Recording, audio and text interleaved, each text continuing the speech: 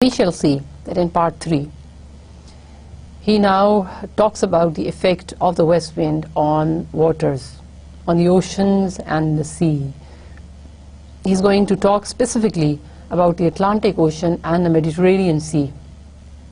I did mention to you earlier on that the Atlantic Ocean lies between the Americas and Europe. It separates the Americas from the UK, from the United Kingdom, and in fact it was in the Atlantic Ocean that great ship Titanic sank.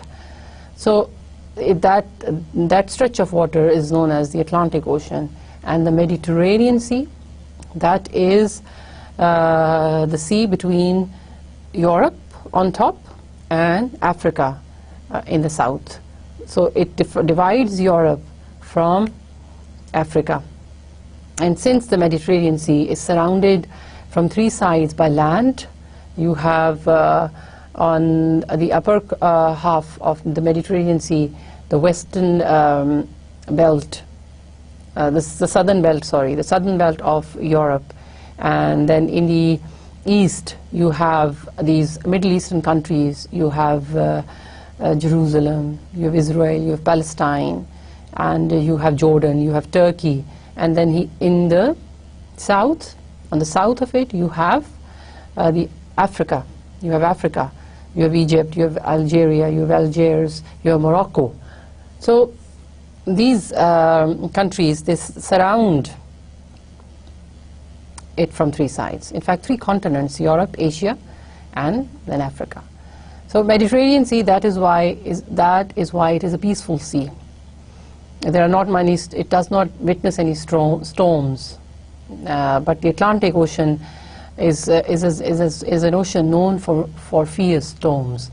And this west wind, when it blows, it is coming from it traverses its distance across the Atlantic Ocean, reaches the Mediterranean Sea, and creates some disturbance in the Mediterranean Sea, and then it enters the Western Europe, the Eastern Europe, the southern parts of Europe, and brings about change in the climate.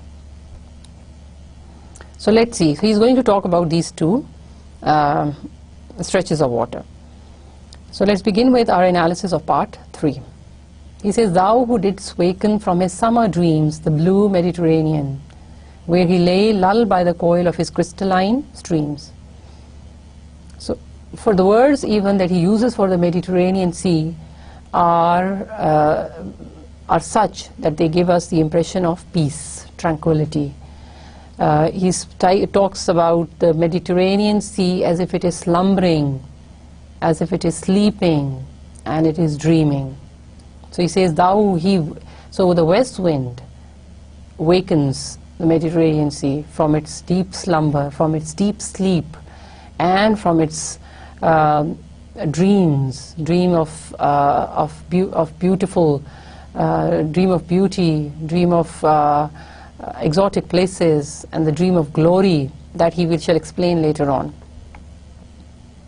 So he talks about the Mediterranean Sea as if it is lying peacefully, and it is lulled under the effect of its own running waters. By the sound of its own running waters, the Mediterranean is laid to sleep, it is lulled to sleep, and in his sleep it is dreaming. And what is it dreaming of? That Shelley is going to tell us in the next few lines. "Beside a pumice isle in Bay's Bay, and saw in sleep old palaces and towers quivering within the waves' intensity." Embedded in the Mediterranean Sea is the Bay's Bay. Bay was an old Italian town which was once a beautiful holiday spot for the Romans, and for the Roman kings who used to visit it, who had made their summer palaces here. So it was a beautiful holiday resort for the Roman kings, but it sank due to the volcanic eruption. The whole city sank, and it sank under the water. And now the lush green garden It has become into a lush green ocean garden because the seaweeds have grown over over the rocks and the walls of the city. So it has become a lush green garden underwater. So he says it is in its sleep, the Mediterranean Sea, what is it seeing? It is dreaming of old palaces and towers. So it is thinking of the past, it is thinking of its past glory, it is thinking of the times of the Roman Empire where the kings, the Caesars, Nero and the others, they used to visit these beautiful spots, and they used to like staying near the Mediterranean Sea. The Mediterranean Sea is actually dreaming of its past glory, and the waves that are quivering because of the wind, under the effect of the west wind, still they cannot hide the city or that has been embedded under waters. Pumice is a hardened lava, okay, all overgrown with azure moss and flowers, so sweet the sense faints picturing them. So he says, this city, this town, which was drowned underwater due to the eruption of the volcanic eruption, he says it is all overgrown with azure moss and flowers. The seaweeds and the sea vegetation that has grown over its palaces, courts, walls, and other places, and there are flowers and moss all over it. Like I said, it has become a lush green garden of the sea now. It's no more a city above waters.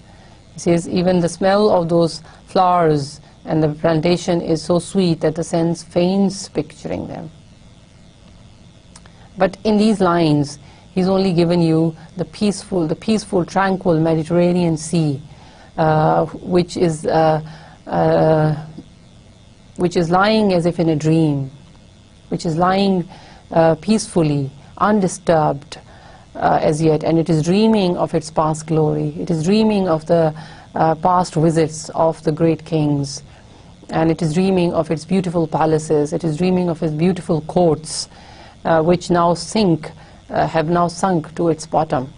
So it is that peaceful Mediterranean Sea, but it is disturbed. The waves and ripples are created on its surface by the west wind. This is why Shelley talks about the quivering waves. So the quivering is a feeling of fear. So the waves, the water quivers under the effect of the west wind. Thou for whose path the Atlantic's level powers cleave themselves into chasms. Now he speaks of the Atlantic Ocean.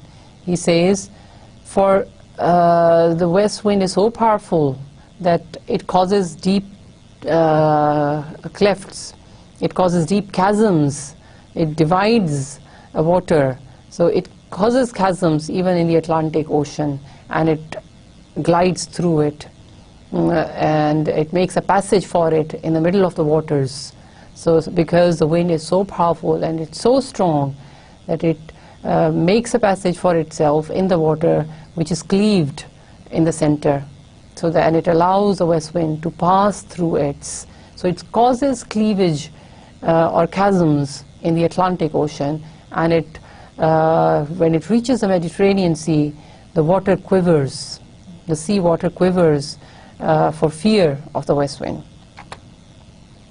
While far below, the sea blooms and the oozy woods which wear the sapless foliage of the ocean. He says far below the surface of the ocean, surface of the Atlantic Ocean, the sea blooms and the oozy woods. These are the vegetation under the oceans. So he says the plants in the ocean, the sea blooms, the oozy woods, and they have turned sapless. Sapless means dead, without life. So the foliage in the ocean, the vegetation, the plants in the ocean, they are also they also die.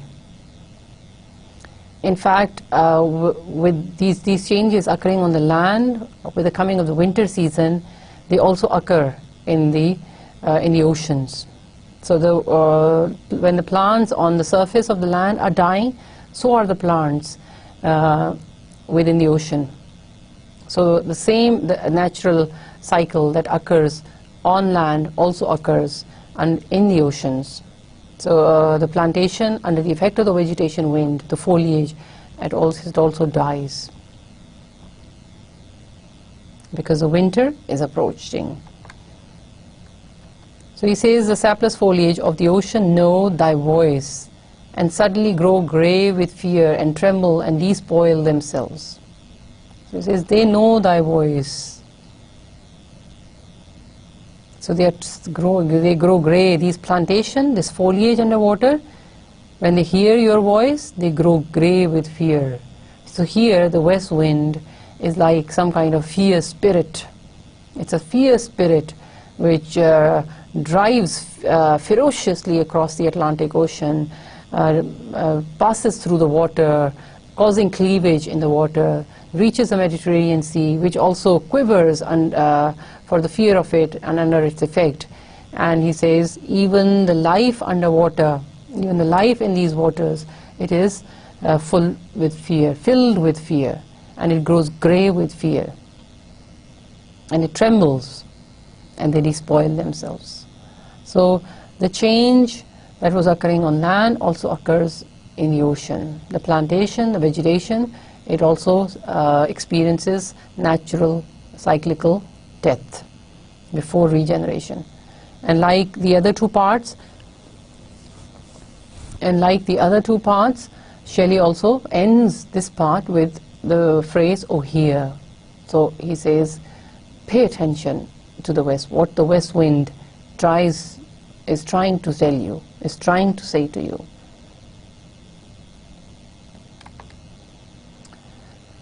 We now come to part 4, and you will see that in part 4 he's basically seeking inspiration from the west wind.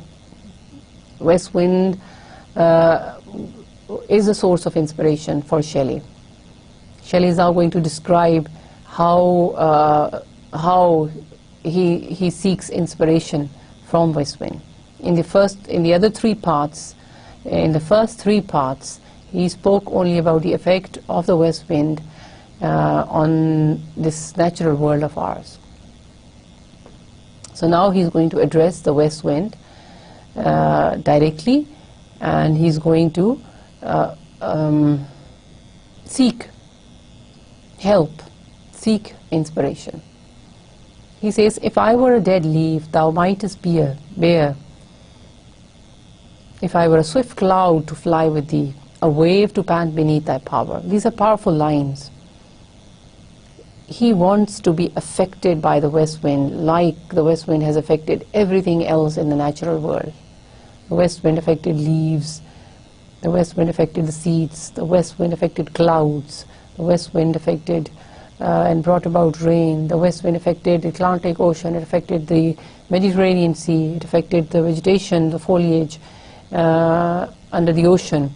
So he also wants to be affected by west wind. He says, if I were a dead leaf thou mightest bear. I wish, when we use this structure, if I were. So we use the structure when we want to express a strong desire, a strong wish. So this is what he's doing. He says, I wish I were a dead leaf, which you might carry, which would be carried on your wings. So I wish I were the dead leaf, so that I could be carried on your wings swiftly and anywhere, and be taken to anywhere I wanted to go. Then he says, I wish I were the swift cloud. So I wish I were the cloud, and I could fly with thee, I could go with thee. And I wish I were a wave to pant beneath thy power. I wish I were that wave which were affected by your power.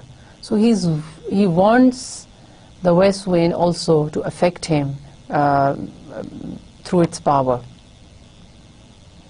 He says, if I wish I were all these three things, I wish I were a leaf, I wish I were a cloud, I wish I were a wave, and share the impulse of thy strength, only less free than thou, O uncontrollable. He says, I wish I could be all those things and I could share your strength, I could share your power, and I could share your freedom. So he says, I am not free, I am less free than you are, but I wish I could be one of those things, because they have less power and freedom than you have. So he wishes to have the same power and the same strength, same strength like the west wind. He wants to be at par with the west wind. So share the impulse of thy strength, and then, O uncontrollable. Uncontrollable, I have already explained to you, it means something that cannot be disciplined, controlled, or changed, so or affected. In fact, it means he wants to be as free as the west wind. So he asks for the strength to be like the west wind and to be free like the west wind. And then he says, if even I were as in my boyhood, and could be the comrade of thy wanderings over heaven. Now he's talking about his youth. He's talking about his boyhood time. And he's comparing his present with his youthful and energetic past. He says, if even I were as in my boyhood. So this is important when he says if even. He says, even if I were to go back to my youthful days, when I could be the comrade of thy wanderings over heaven. He says, when I could actually, when I did actually have the same power as you have, I could be your partner as you wander over the heavens, as you move through the worlds. He says, I could have been your partner. I could have run as swiftly as you run, and I could have moved as quickly as you move. So he says, in my boyhood, I had that power, and I felt that I had the freedom also. As then, when to outstrip thy sky speed scarce seemed a vision. So if even as then, this is how he concludes. He says, even if even I were taken to my old days, and I could ride swiftly with you as your partner, and ride as fast as you could. He says, but even then he says, when to outstrip thy speed scarce seemed a vision. But to outstrip your speed, to overtake your speed, or to beat you in race, he says, it would have, at that time, it would have not seemed a vision. At that time, it would not have seemed like an impossible thing. So at that time, when I felt strong, when I felt strength in me, when I felt free, he says, at that time I could have dreamt of becoming your equal. I would never have striven as thus with thee in prayer in my sore need. But talking about now, talking about the present, he says, I would never have striven as thus with thee in prayer in my sore need. Now he says, I now lack the power and the strength to challenge you in this competition. He says, I now need your prayers. I now need your help. As thus with thee in prayer is in my sore need. He says, I sorely need you. I need your help, and I need that strength. I need that freedom. And this is why I explained to you earlier on that Shelley is seeking inspiration here. He's seeking inspiration from the west wind. He has seen the power of the west wind. He has seen that with its freedom, how it can change the natural world. So he wants to have the same kinds of abilities and have to have the same kinds of power. Oh, lift me as a wave, a leaf, a cloud. I fall upon the thorns of life, I bleed. These are very oft-quoted lines also, and often memorized lines also, and in fact beautiful lines also, because he's compressed all his ideas. He says, oh, lift me as a wave, a leaf, a cloud. See, he is begging, imploring the west wind to also lift him, to help him, bring about a change. So lift me as a wave, as you lift a wave, a leaf, or a cloud. So help me like you help the wave, the leaf, and the cloud, and bring about a change in the natural world. So he is making a prayer. He is asking the west wind to also carry him like it carries the other objects. I fall upon the thorns of life, I bleed. And why does he want to be lifted? He says, because I have fallen upon the thorns of life. And he's not just fallen on the thorns, he says, I bleed. These thorns of life, these tensions, worries, miseries, problems of life, he says, they are like thorns, and these thorns, they have caused my body to bleed. So my body is ruptured and I am bleeding because of the pain that this life has given me. So you see what he's done here. He has compared life to the, you can say, to the thorns.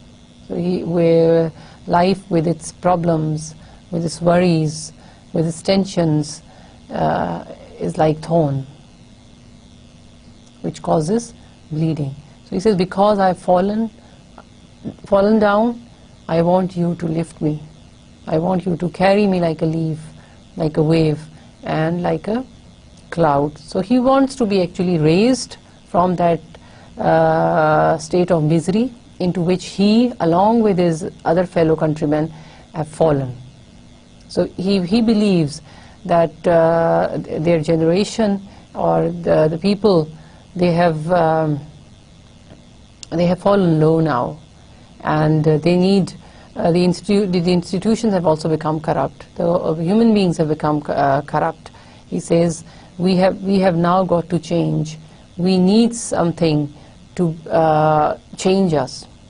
So here he looks towards a west wind to bring about that kind of change within society also, and within the minds of the individuals also. And these lines are also significant because he creates here for you an image of Christ during crucifixion, with the Christ body upon the cross, with his arms wide stretched and with nails thrust across his palms and also hit into the forehead, and the image of the Christ body bleeding because of those nails that have been put across his body. So he creates that image, that Christian, biblical, religious image for you, and he wants to show to you that in order to change, we need someone like Christ. We need a Messiah. We need someone like the west wind brings about change, revolution in the natural world. We need a figure like Christ. We need a Messiah who can bleed, who bleeds, but he brings about change. And his death also results in the rebirth, in the regeneration, in the revolution, like Christ taking upon all the sins of his community, gave up his life, and as a result induced new life to Christianity, to the religion. So he is hoping for that similar kind of change through the figure of a leader like Jesus Christ.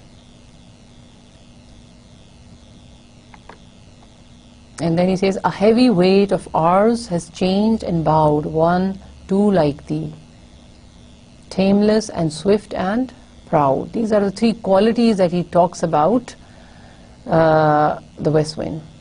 He again and again he talks about the west wind as tameless, tameless meaning wild, uncontrollable, and swift. Swift means fast, so, and it is fast, and proud. Why proud? Proud because it does not bend before anyone. Proud because it takes dictation from no one. Proud because it goes about and achieves its purpose.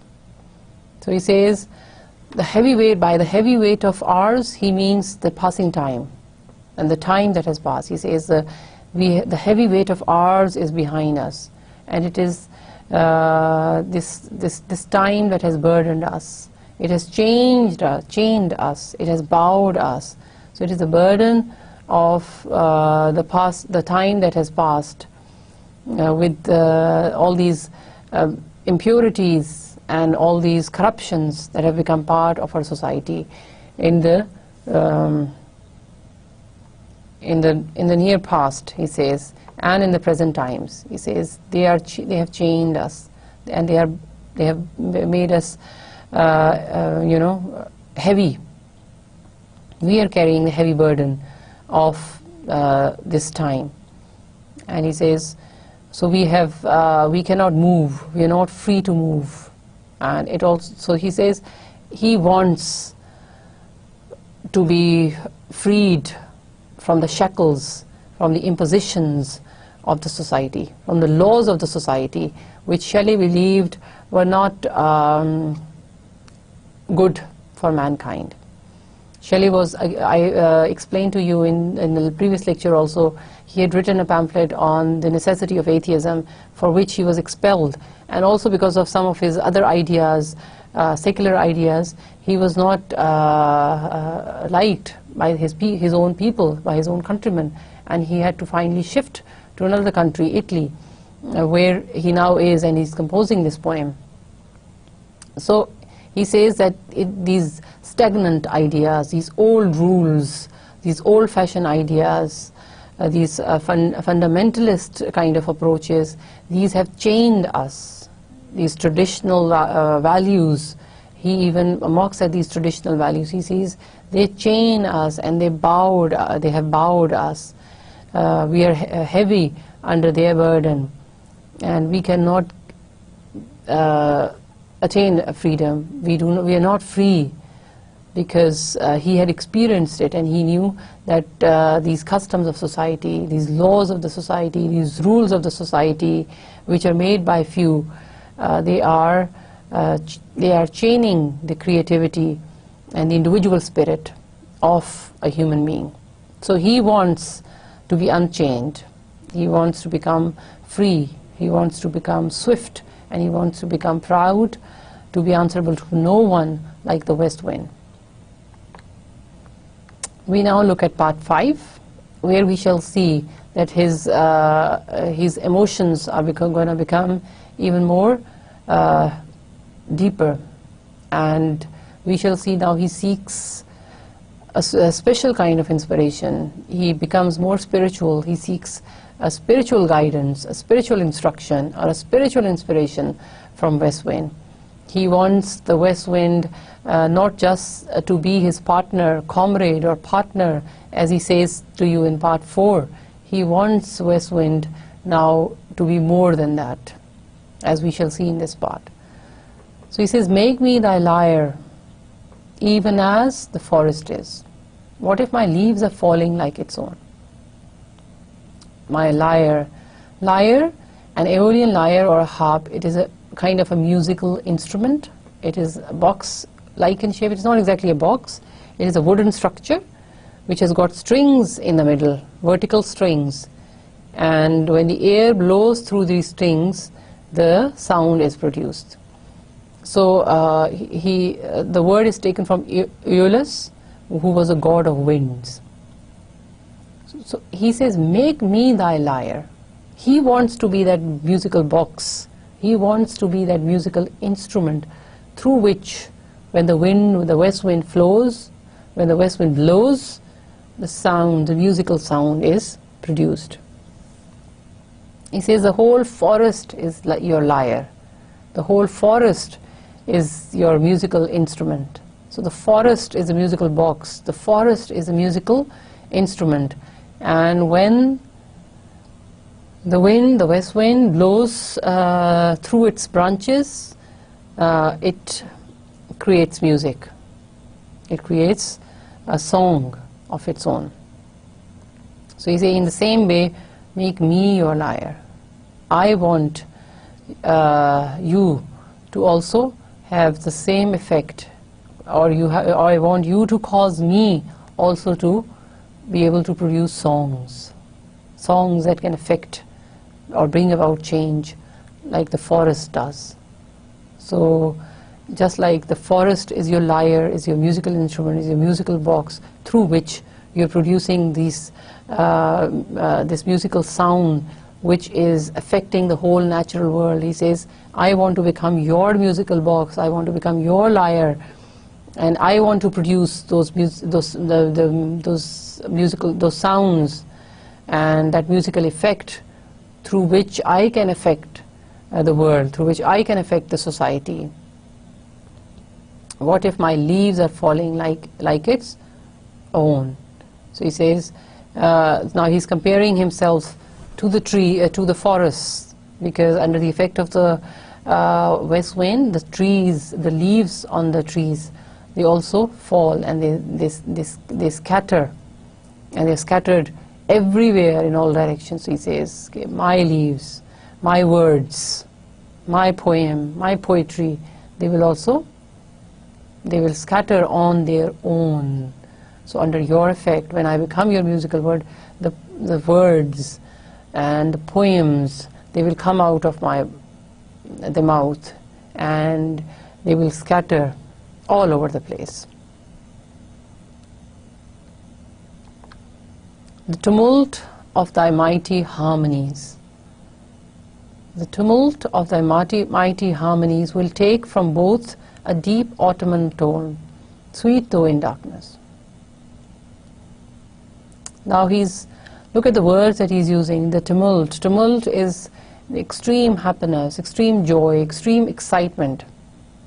So he says these mighty harmonies that you are producing.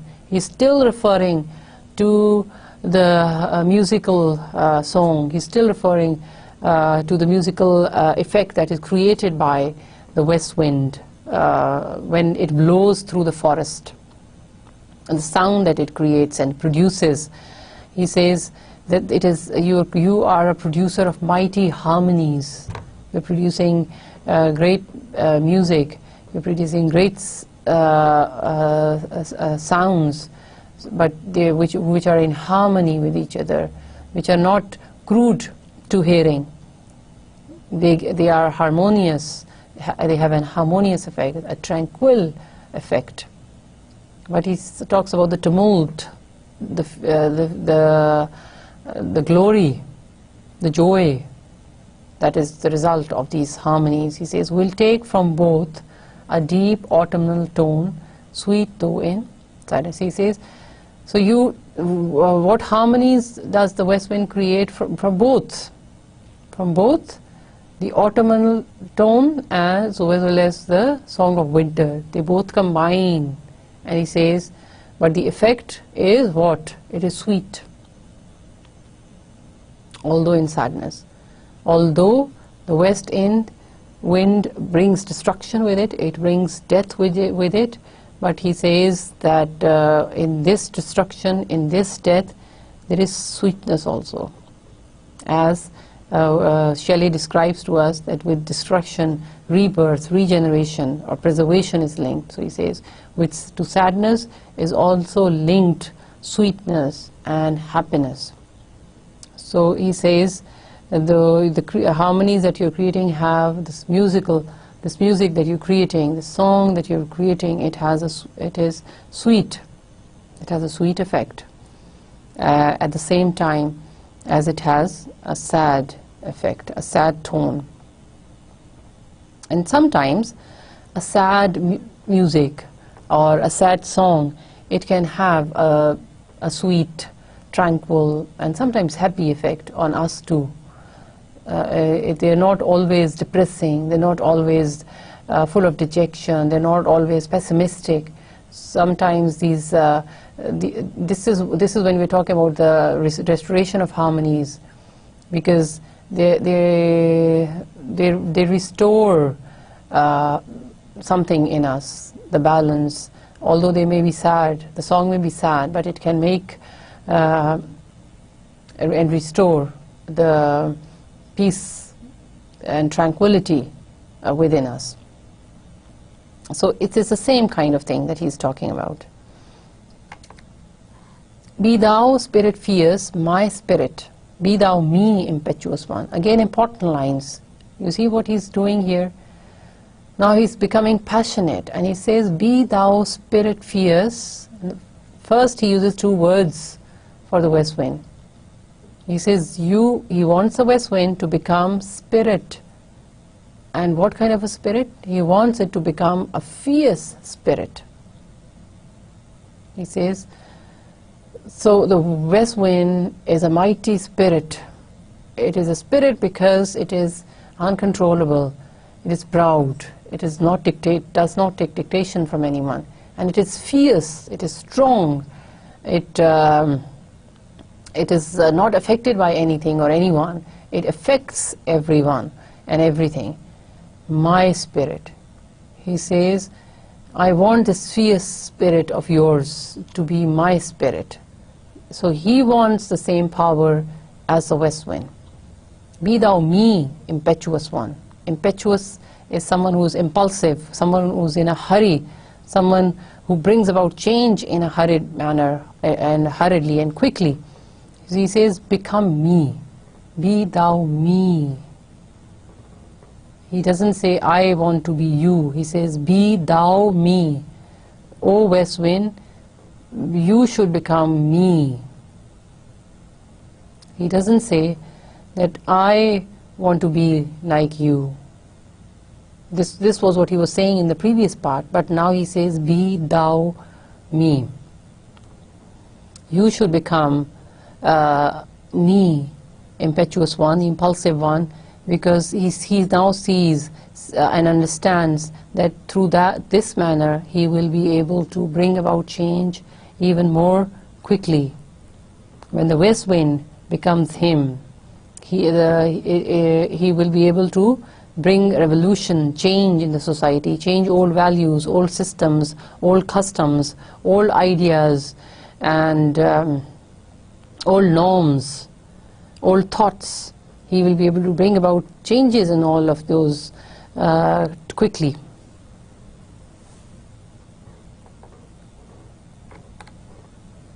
Drive my dead thoughts over the universe, like withered leaves to quicken a new birth. He says, take my dead thoughts, just like, O west wind, you take the dead leaves and you scatter them. You take them away and you scatter them all over the place. In the same way he says, take my dead thoughts. My thoughts which are old, my thoughts which are dead now because they do not conform to the new ideas. He says, so the dead thoughts are those ideas which are old-fashioned, which are now better dropped, which are now better left, and it are these ideas which are stifling, which are suppressing, and these are the ideas which impede progress. These are the ideas which hamper development. These are the ideas which stop change. He says all these dead thoughts, drive them away, take them away, and replace them with what? He says to quicken new birth. So he says quickly take all of these away. Take all these bad ideas, bad thoughts from our minds and replace them quickly with the new ones. So the thoughts are now compared here with the leaves. And when he talks about the new birth, he's talking about his poetic art. He's talking about he's seeking inspiration from the west wind here. He's talking about new ideas through which he will be able to reform and change the society quickly. So this is the other interpretation of these lines. When what he wants is the birth of new ideas in his own minds, through which he can change and reform the society. And by the incantation of this verse, scatter, as from an unextinguished hearth, ashes and sparks, my words among mankind. He uses a simile here. He uses a simile of a slow burning, simmering fireplace. He talks about the unextinguished hearth. Hearth is the fireplace. It's a place in the chimneys that we have in our drawing rooms and rooms. He says that these simmering, burning, not extinguished, he says unextinguished.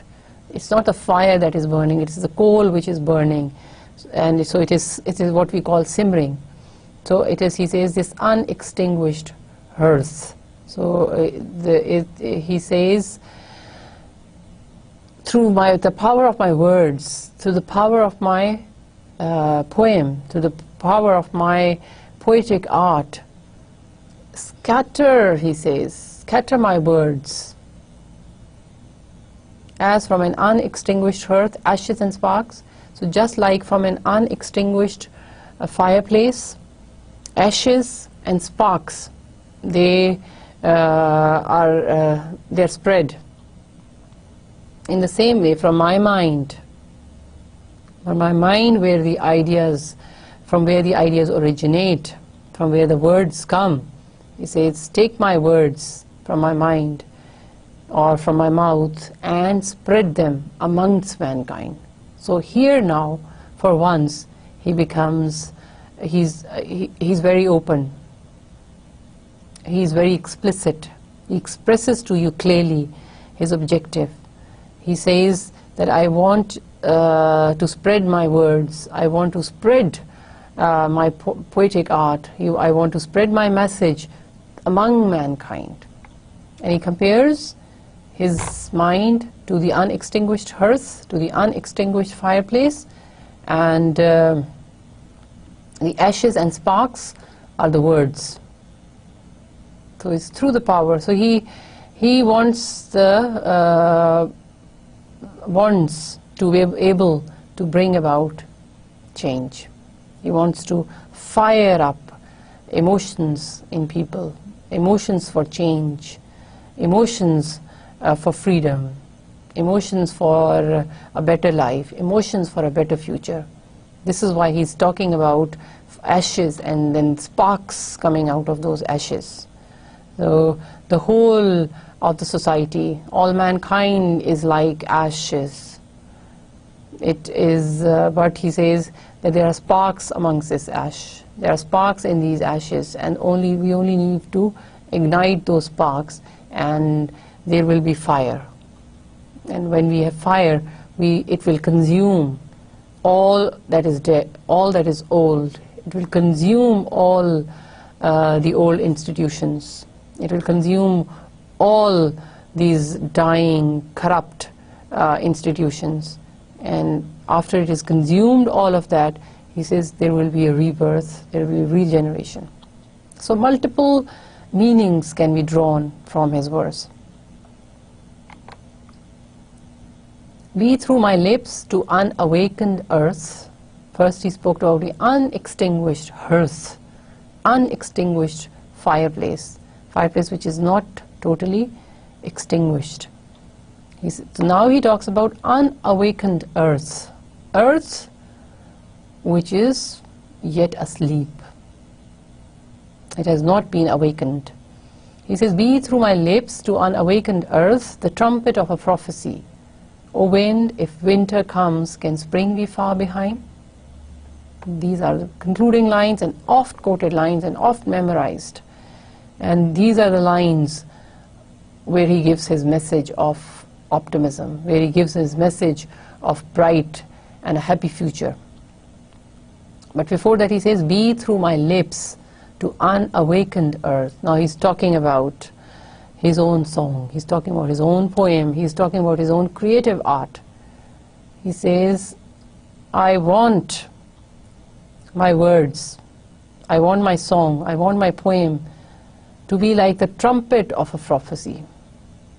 So I want these words to be prophetic words. I want these words to be words of a prophet.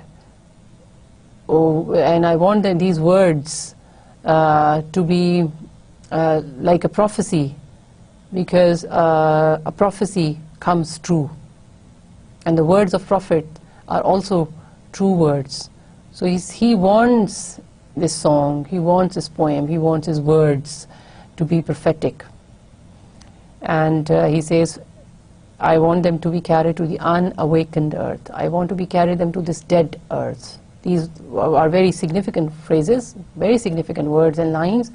So he's talking about his dead society. He's talking about people who are actually dead. They are living, but he says their souls are dead. So we need to reignite passion in them. We have to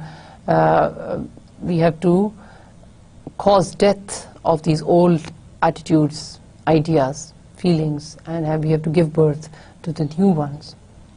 So he wants his songs to be like the trumpet of a prophecy. In these lines he's also maybe creating another image for us, that is the image of a doomsday, the image of the last day of this earth, which we also call Qiyamah. So he says, he's talking about the doomsday. He says, on that day, what happens? We know that a trumpet will be sounded. And when that trumpet is sounded, everybody dies. And then there is rebirth. So the same cycle of death and then rebirth that he's spoken about, he concludes on the same note also. He started with the same idea, and he now concludes with the same idea. So just like on the doomsday, when the trumpet is sounded, all mankind dies, the whole world destroyed, and then with another trumpet sounding, all of life is given back. So a new life, he says, and a new life will begin.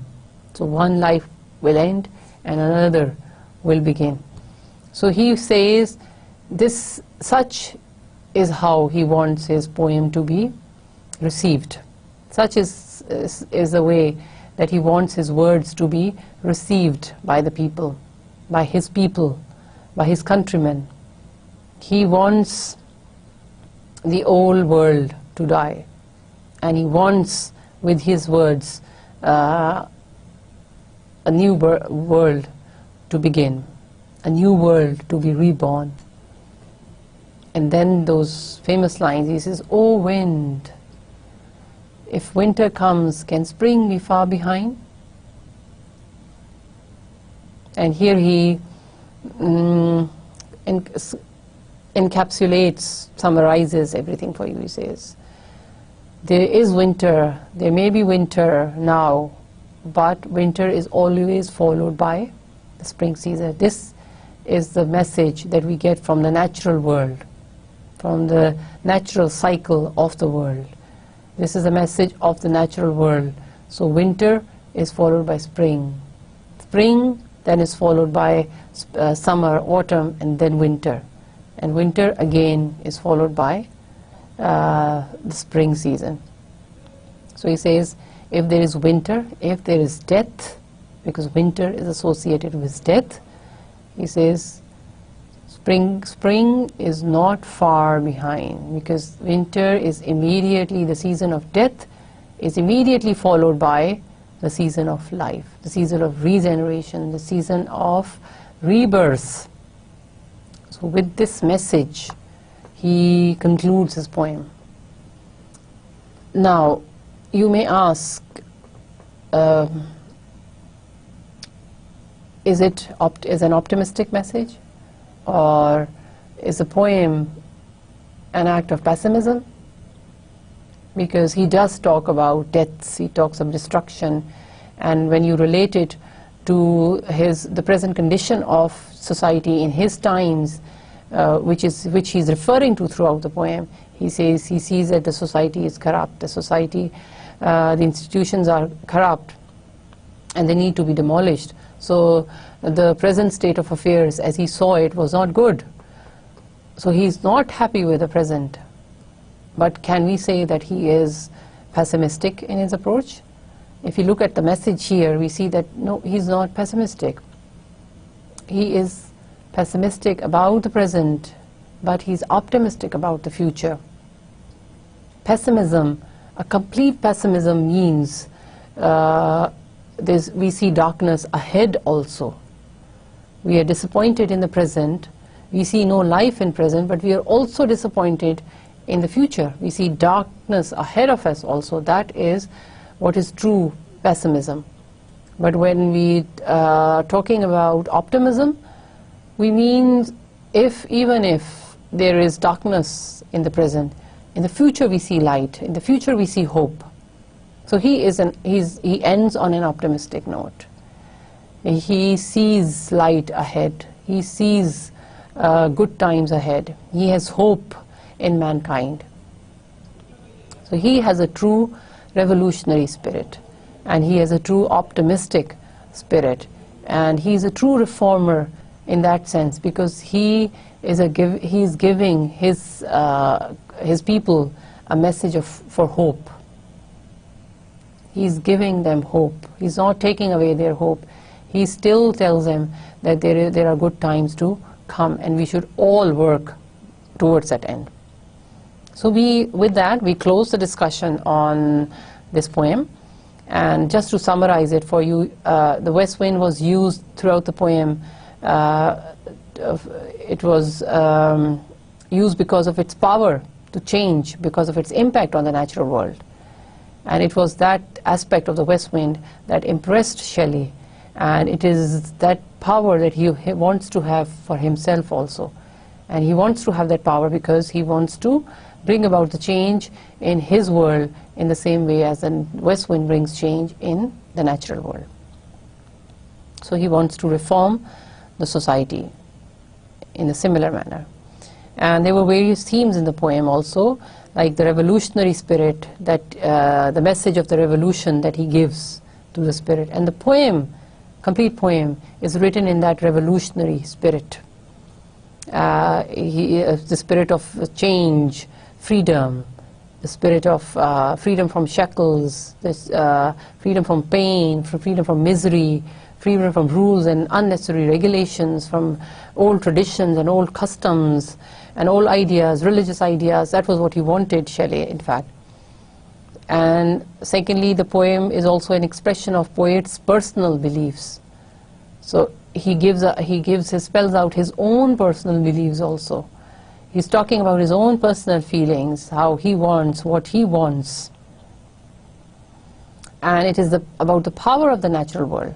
The poem describes to you how impactful the natural world can be, because you see it is under the effect of the natural world that Shelley is so moved that he seeks inspiration from the natural world. So it is the power of the natural world which gives him hope, which also gives him joy. And most importantly, the poem is about the role of poet and poetry. he talks, in the last part especially, he talks about the prophetic role of the poet. The prophetic role of the poet, because he's like a visionary. He can see into the future, like Shelley can see hope in the future. He sees the death of the existing systems, and he sees hope in the future. And he sees the central role that a poet can play in bringing about change, revolution in society. And we also see his optimism at its peak here, and optimism and hope for a better future that I discussed with you a while ago.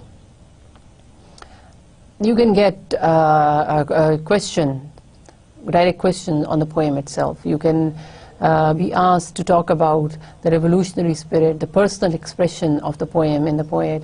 You can be asked about the role of the poet. On all of these themes you can be asked, but more specifically how the west wind acts as a metaphor here, how west wind is used to bring about change, how west wind is linked to change. So west wind is a powerful image here, and it is a powerful source here. It is a powerful source of inspiration for Shelley.